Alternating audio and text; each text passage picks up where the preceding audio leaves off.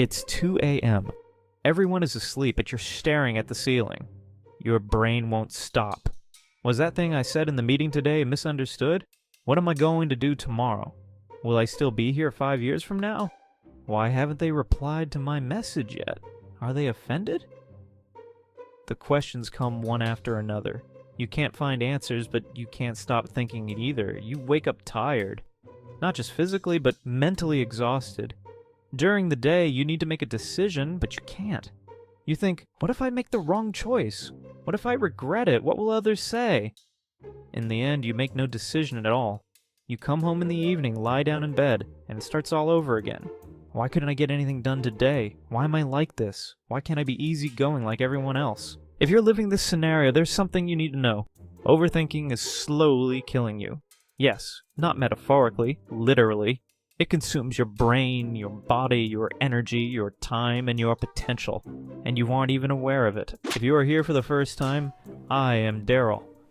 Here I read reliable foreign sources and explain what I learned to you in simple language.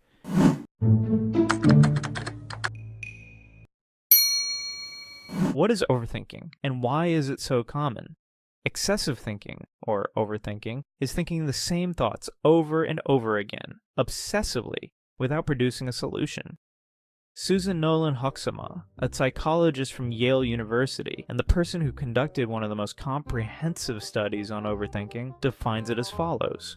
Overthinking is constantly analyzing, questioning, and worrying about past events or future possibilities, but without reaching any solution.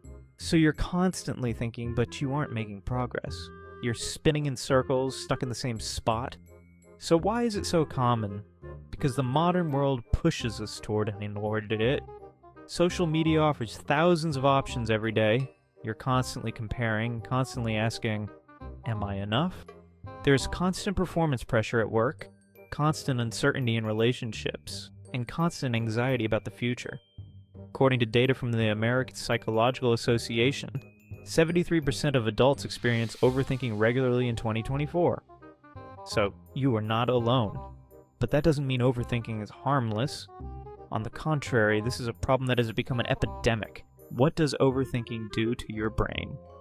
Now comes the truly scary part. Overthinking physically changes your brain. Researchers from the University of Michigan and Penn State University show that chronic overthinking keeps stress hormones in the brain, specifically cortisol levels, constantly high.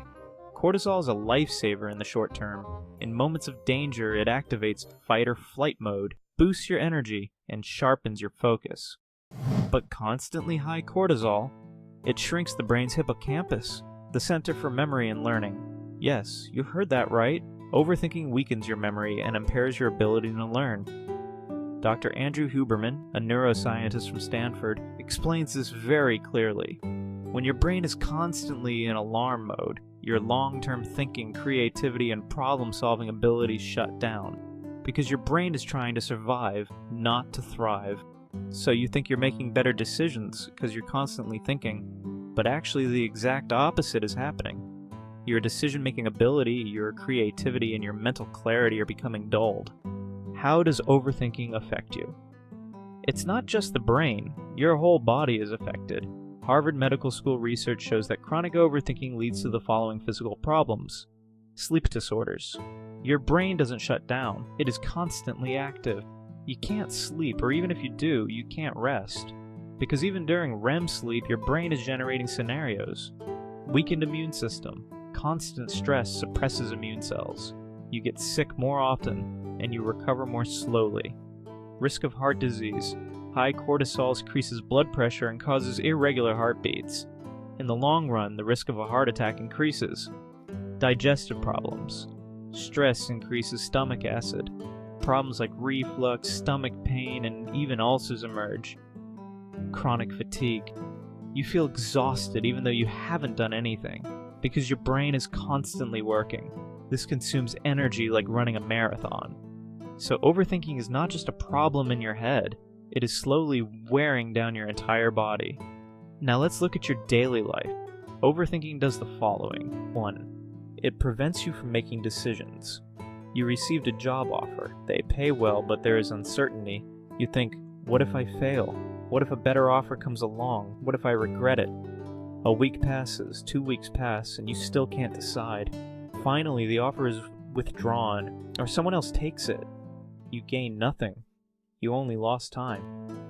Barry Schwartz says in his book, The Paradox of Choice, thinking too much does not help you make better decisions.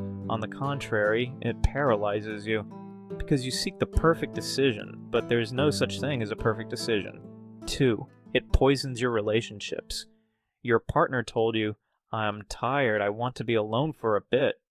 You immediately start thinking, is he bored of me? Is there someone else? Am I not enough? Then you text, is everything okay? He doesn't answer because he is genuinely tired. You think even more, you text more. The result, you create a problem when there is no real problem. Dr. Guy Winch explains in his book, Emotional First Aid, overthinking creates insecurity, anxiety, and unnecessary conflict in relationships. 3. It steals your happiness. You're having a nice day, but your brain says, yes, but there is work tomorrow. Yes, but my money is running low. Yes, but what will happen in the future? You cannot live in the moment. You are constantly in the past or the future. Jon Kabat-Zinn, a pioneer of mindfulness, says, overthinking kills the present moment because you are never here now. 4. It sabotages your success. You are working on a project. You start, but then you start thinking, is this good enough? What will others say? Maybe I should do more research. The result? You never finish it because you are waiting for it to be perfect. But perfect never comes, and you are left without producing anything. Stephen Pressfield calls this resistance in his book, The War of Art. Overthinking is the biggest enemy preventing you from taking action. Now I'll tell you the most important part. How will you break this cycle? Because overthinking is a habit, and like every habit, it can be broken. Step 1. Observe your thoughts. Don't fight them. The first rule of overthinking: don't fight with your thoughts. Observe them. Cognitive behavioral therapy teaches this. You are not your thought. Thoughts come and go. You don't have to believe them. When the thought, what if I fail, appears in your brain, do not fight back by saying, no, I won't fail, because this battle feeds overthinking. Instead say, okay, this thought is in my brain, but this is just a thought. It is not reality. Observe, label, and let it pass. Step 2. Set a thinking time. Yes, it sounds weird, but it works. Researchers at the University of Pennsylvania developed the worry time technique. Dedicate just 15 to 20 minutes a day solely to thinking. When that time comes, allow yourself to pour out all your worries and thoughts. But when that time is up, stop. Your brain will say, but I need to think more. But you must say, no, enough for today. We will think again tomorrow. This sets a boundary for your brain. Because the biggest problem with overthinking is that it is limitless. Step 3. Take action, don't think. Do. Overthinking's biggest enemy, action. Because thinking is passive, movement is active. If you have to make a decision, don't wait for the perfect decision. Make a good enough decision and take action. Tim Ferriss says in his book, The 4-Hour Workweek, the perfect plan never comes. Start with a good enough plan, correct it along the way. Because when you take action, you obtain real data. While thinking, you only generate scenarios, but action is real. Step 4. Use your body. Overthinking lives in the head. Engage the body to break it. Do sports, go for a walk, do breathing exercises.